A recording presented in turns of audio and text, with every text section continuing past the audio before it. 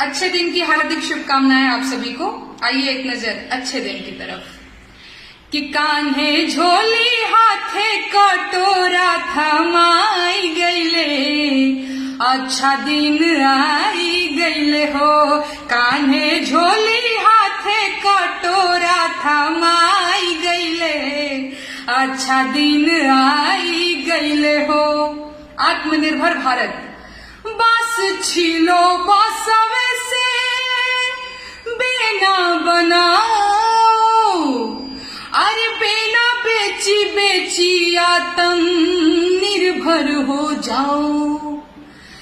कि डेवलपमेंट के आस पे बांस ढुकाई गईले, अच्छा दिन आई गईले हो।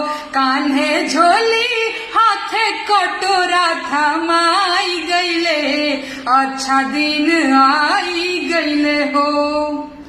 खाए कोई माहुर कोई फांसी लगावे, अरे और केहू खांसत खांसत मरी जावे। कि भाया सब कर करे जावा जुड़ाई गईले, अच्छा दिन आई गईले हो। कान्हे झोली हाथे कटोरा थमाई गईले, अच्छा दिन आई गईले हो। समझे न पवनी तोहर मन के इरादा, अरे भाषण के कुइया में भसा गईनी दादा।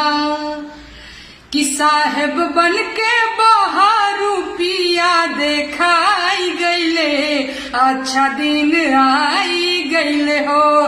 कान्हे झोली हाथे कटोरा थमाई गईले, अच्छा दिन आई गईले हो। Thank you.